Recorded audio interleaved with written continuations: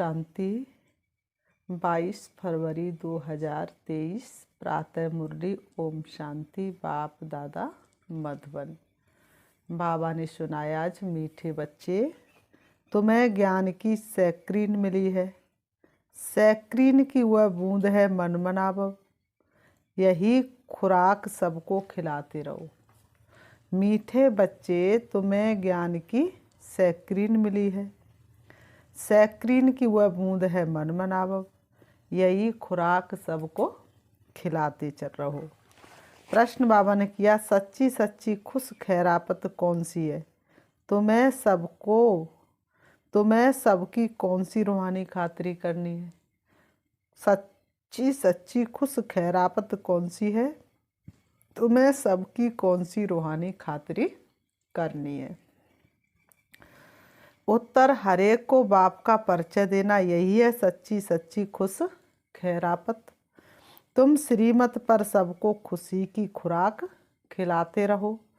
बेहद के बाप द्वारा जीवन मुक्ति की खुराक जो तुम्हें मिली है वह सबको देते चलो। अतीन्द्रिय सुख में रह सबको ज्ञान योग की फर्स्ट क्लास खुराक खिलाना, यही सबसे अच्छी रूहानी खातिरी है। ओम शांति। ज्ञान का तीसरा नेत्र देने वाला रूहानी बाप है। ज्ञान का तीसरा नेत्र देने वाला रूहानी बाप बैठ रूहानी बच्चों को समझाते हैं। ज्ञान का तीसरा नेत्र सिवाय बाप के और कोई दे नहीं सकता। अभी तुम बच्चों को ज्ञान का तीसरा नेत्र मिला है। अभी तुम जानते हो कि ये पुरानी दुनिया बदलने वाली है। देखो बदल रहा संसार, बरसे से बाबा का प्यार। बेचारे मनुष्य नहीं जानते कि कौन बदलाने वाला है और कैसे बदलाते हैं, क्योंकि उन्हों को ज्ञान का तीसरा नेत्र ही नहीं है। क्योंकि मनुष्यों को तो ज्ञान का तीसरा नेत्र ही नहीं है। तुम बच्चों को अभी ज्ञान का तीसरा नेत्र मिला है, जिससे तुम सृष्टि के आदि मध्य अंत को जान गए हो। यह है ज्ञान की सैक्रीन। सैक्रीन का एक बूंद भी कितना मीठा होता है। बाबा कहते सैक्रीन का एक बूंद भी कितना मीठा होता है। ज्ञान का भी एक ही अक्षर है मनमनाभव। सभी से कितना मीठा है। अपने को आत्मा समझ और बाप को याद करो। बाप शांति धाम और सुख धाम का रास्ता बता रहे हैं। बाप आए हैं बच्चों को स्वर्ग का वर्षा देने, तो बच्चों को कितनी खुशी रहनी चाहिए। कहते भी हैं खुशी जैसी कोई खुराक नहीं। जो सदैव खुशी मौज में रहते हैं उनके लिए वह जैसे खुराक होती है। 21 जन्म मौज में रहने की ये एक जबरदस्त खुराक है। बाबा कहते 21 जन्मों में 21 जन्म मौज में रहने की ये जबरदस्त खुराक है। ये खुराक सदैव एक दो को खिलाते रहो।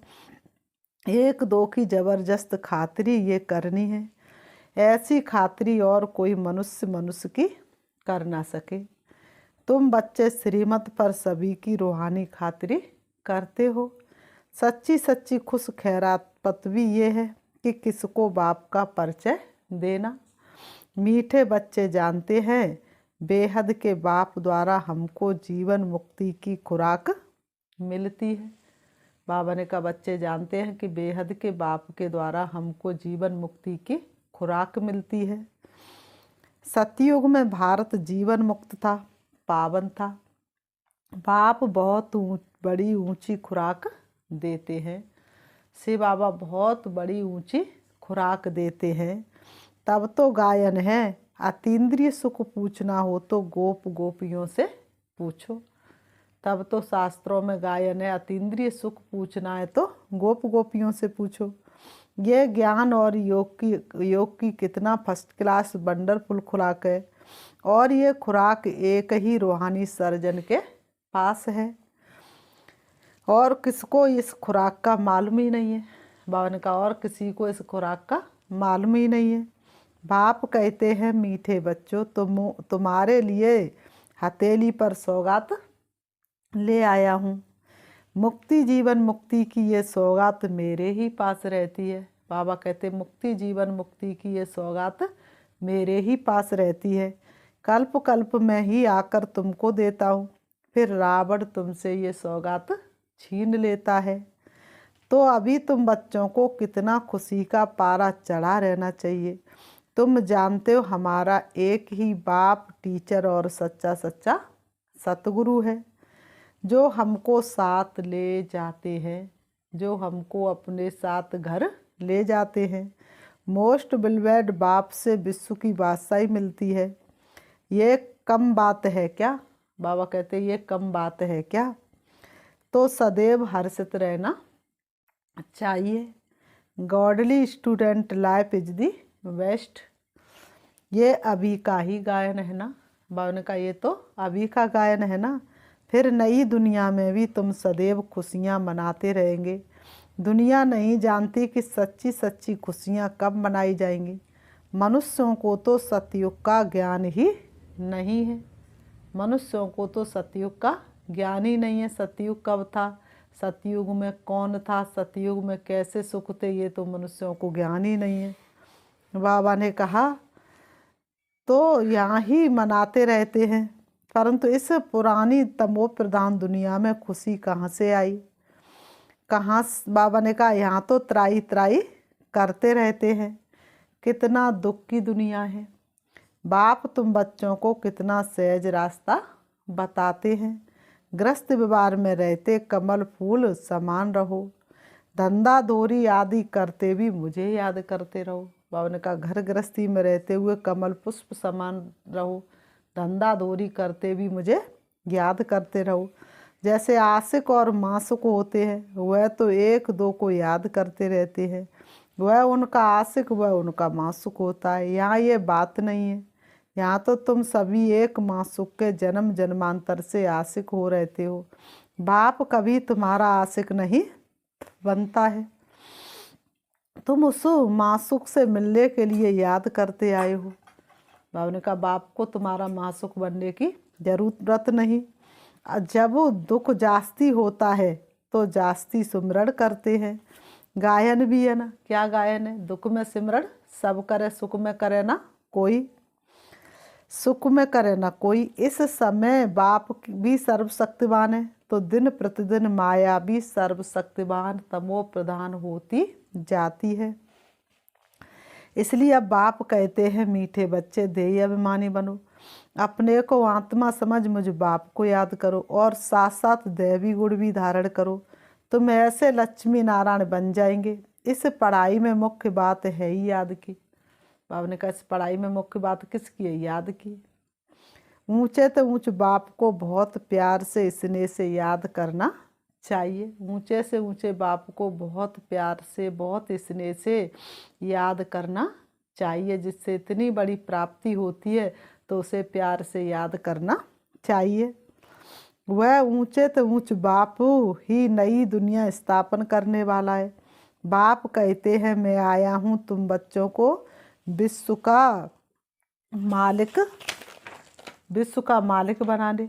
इसलिए अब मुझे याद करो तो तुम्हारे अनेक जन्मों के पाप कट जाए। बाप आया है तुम्हें विश्व का मालिक बनाने, तो बाबा कहते हैं अब तुम मुझे याद करो तो तुम्हारे जन्म जन्मांतर के पाप कट जाएं।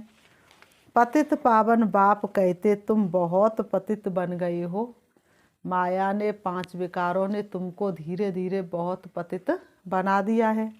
इसलिए अब तुम मुझे याद करो तो तुम पावन बन और पावन दुनिया का मालिक बन जाएंगे। पतित पावन बाप को ही बुलाते हैं ना, और किसी को तो नहीं बुलाते पावन होने के लिए। किसको बुलाते हैं? पतित पावन बाप को। अब बाप आए तो जरूर पावन बनना पड़े। बाप दुख हरता सुख करता है। बरोबर सतयुग में पावन दुनिया थी तो सभी सुखी थे। अब बाप फिर से कहते हैं बच्चे शांति धाम और सुख धाम को याद करते रहो। अभी है संगम युग, ना ये कलयुग है ना ये सतयुग है। तुम कहाँ बैठे हो? संगम पर। बीत चली दुख भरी रात स्वर्णिम प्रभात में लाया हूँ। तो नया सवेरा आने वाला। नया सवेरा कहाँ क्या होगा? सतयुग होगा। हे भैया तुमको इस पार से उस पार ले जाते। नाव पुरानी साथी संभल के चल तू।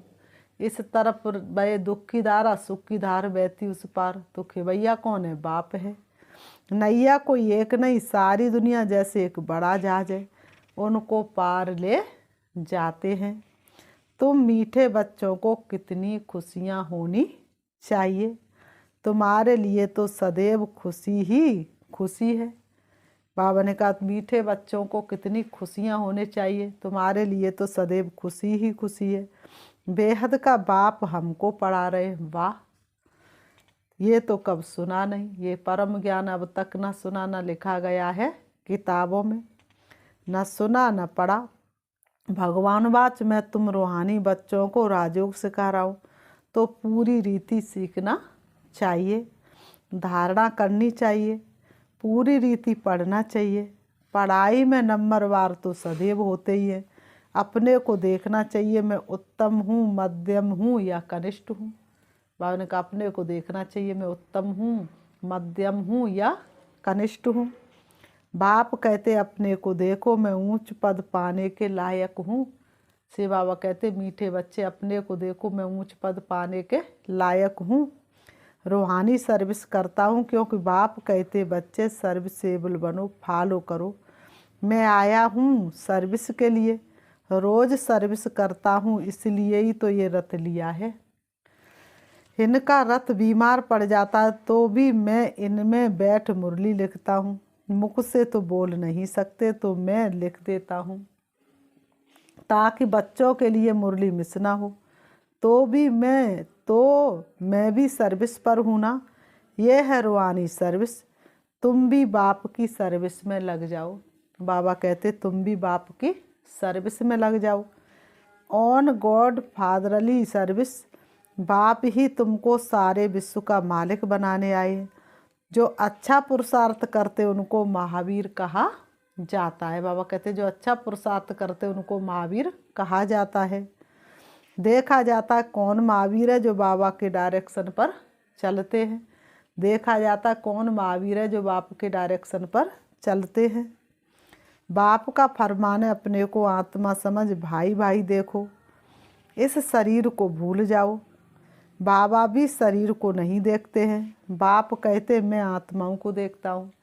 बाबा ने कभी पढ़ा लिखा देखा, काला गोरा देखा, गरीब अमीर देखा नहीं। बाबा की नज़र सिर्फ और सिर्फ भ्रकुटी बीच ही जाती है, चमकती हुई मणि के पास ही जाती है। इस शरीर को भूल जाओ। बाबा भी शरीर को नहीं देखते। बाप कहते मैं आत्माओं को देखता हूँ। बाकी ये तो ज्ञान है कि आत्मा शरीर बगैर बोल नहीं सकती। मैं भी इस शरीर में आया हूँ, लोन लिया है। शरीर के साथ ही आत्मा पढ़ सकती है। शरीर छूटा तो आत्मा कुछ भी कर नहीं सकती। बाबा की बैठक यहाँ है, ये है अकाल तख्त। बाबा भी कहाँ बैठता है? ब्रकुटी के बीच में। ये है अकाल तख्त। आत्मा अकाल मूर्त है। आत्मा कब छोटी बड़ी नहीं होती, शरीर छोटा बड़ा होता। जो भी आत्मा है उन सभी का तख्त ये ब्रकुटी का बीच है। शरीर तो सभी के भिन्न भिन्न होते हैं।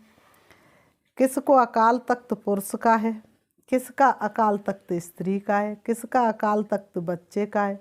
बाप बैठ बच्चों को रूहानी ड्रिल सिखलाते हैं। जब कोई से बात करो तो पहले अपने को आत्मा समझो। हम आत्मा फलाने भाई से बात करते हैं, बाप का पैगाम देते हैं कि शिव बाबा को याद करो।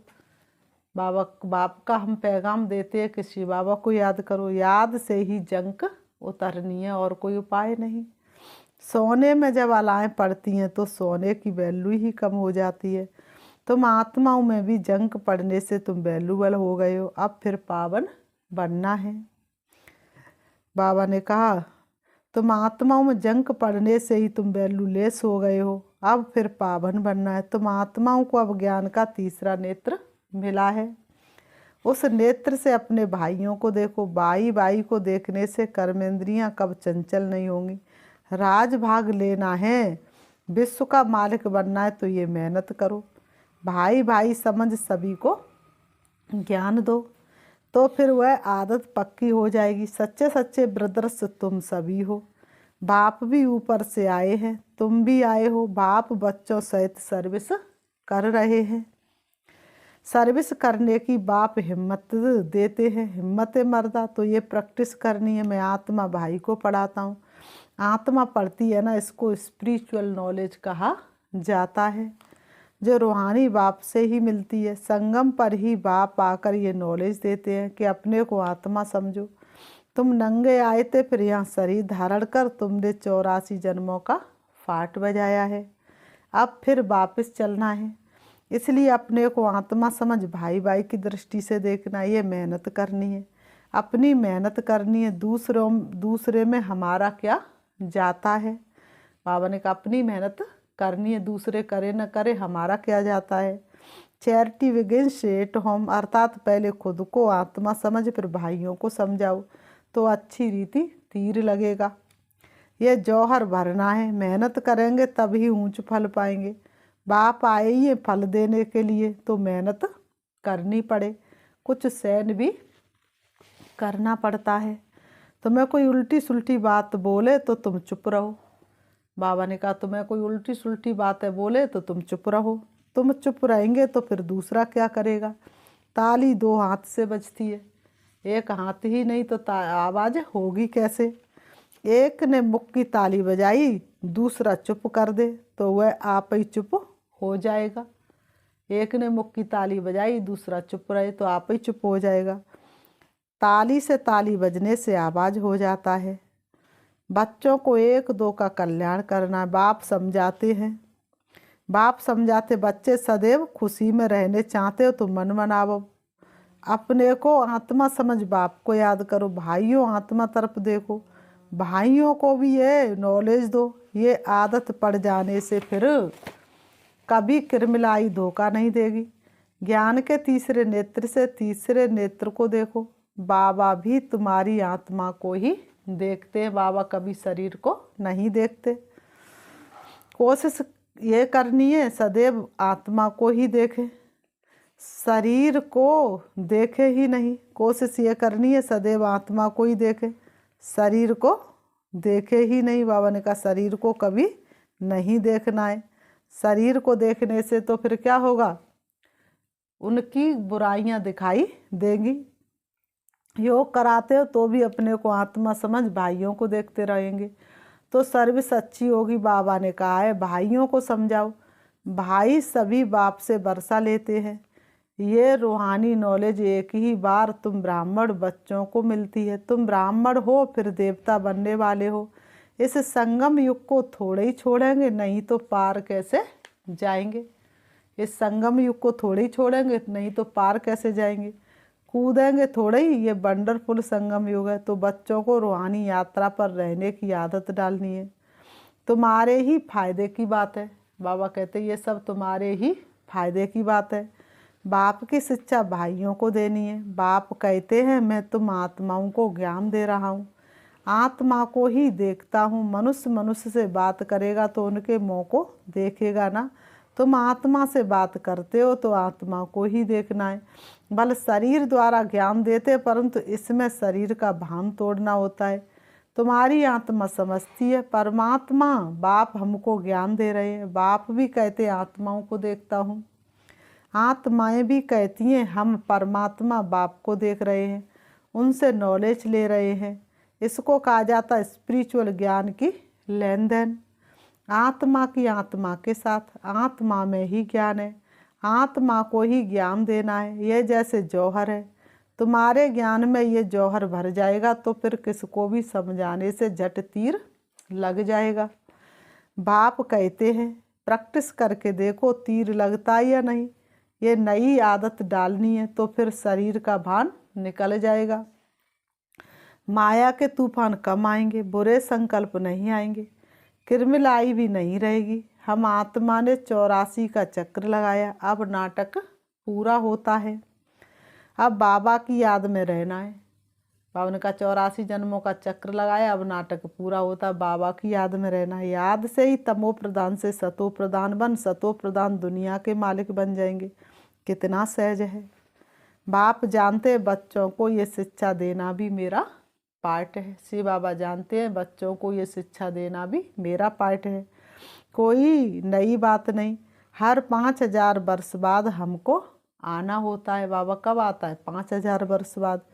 मैं बधाईमान हूँ, बच्चों को बैठ समझाता हूँ। मीठे बच्चे, रूहानी याद की यात्रा में रहो तो अंतमति सो गति हो जाएगी।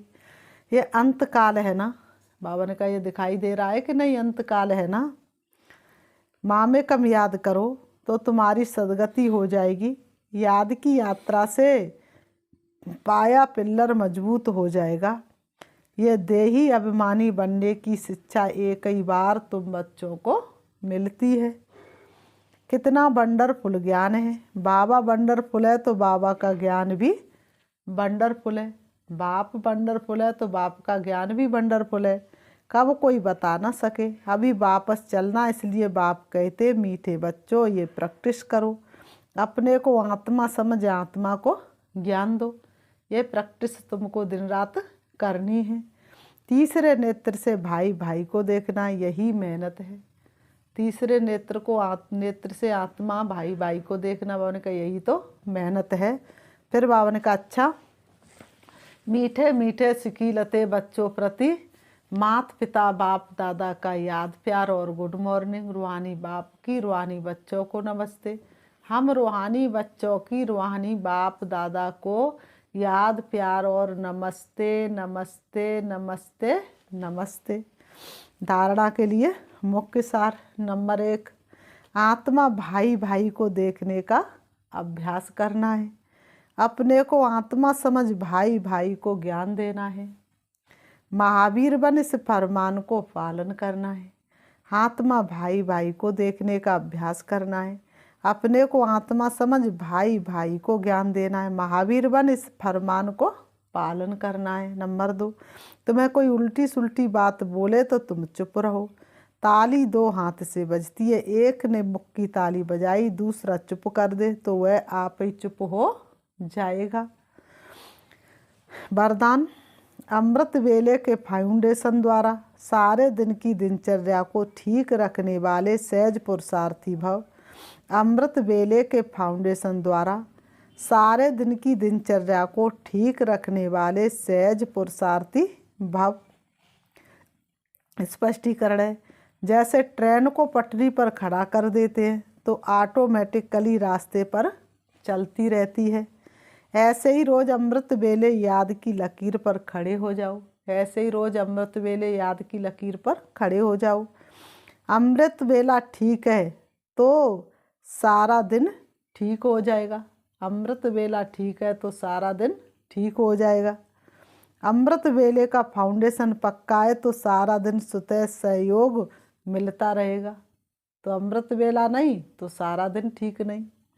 और पुरुषार्थ भी सहज हो जाएगा। बाबा ने कहा पुरुषार्थ भी सहज हो जाएगा। जो सदा बाप की याद और श्रीमत की लकीर के अंदर रहने वाली ऐसी सच्ची सीताएं हैं, उनके नस नस में एक राम की स्मृति का आवाज़ रहता है। बाबा ने कहा तो ऐसी सच्ची सीताएं हैं, उनके नस नस में एक राम की स्मृति का आवाज़ रहता है। एक बाप के अलावा उन्हें किसी की आवाज़ सुनाई नहीं देती है। स्लोगन है, बाबा की मदद को कैच करना है तो बुद्धि को एकाग्र कर लो। बाबा की मदद को कैच करना है तो बुद्धि को एकाग्र कर लो। अच्छा, अभी हम 5 मिनट से बाबा को याद करते हैं। अपने मन को चारों तरफ से हटाएंगे,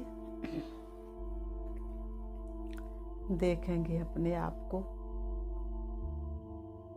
चमकते हुए सितारे के रूप में। मैं बाप के साथ सदा कंबाइंड हूँ। बाप मेरा साथी बना है। सारी दुनिया जिसको ढूंढ रही है वो मेरे सन्मुख है।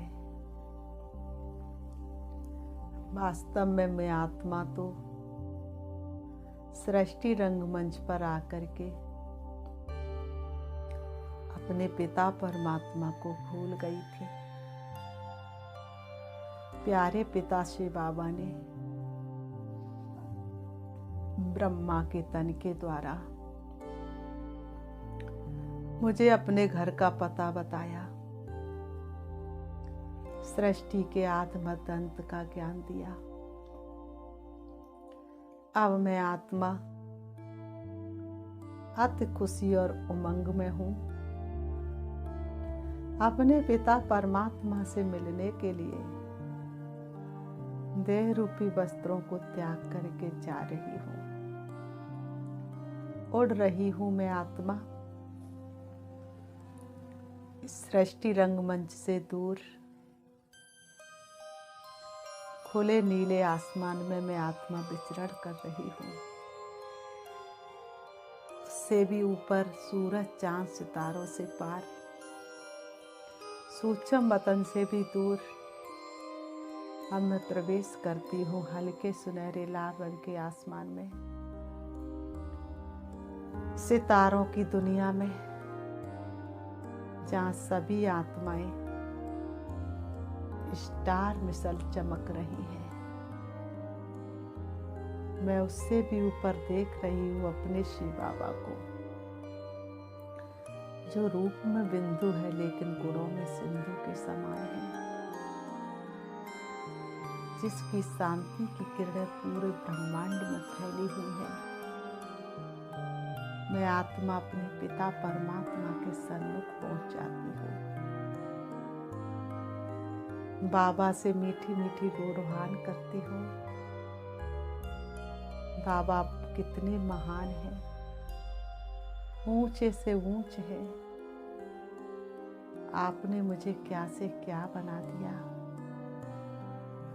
बाबा मैं किन शब्दों में आपका धन्यवाद करूं। शिव बाबा से शक्तिशाली किरणें निकल निकल के मुझ में समाती जा रही है और मैं आत्मा सर्वगुण और शक्तियों से भरपूर हो रही हूँ।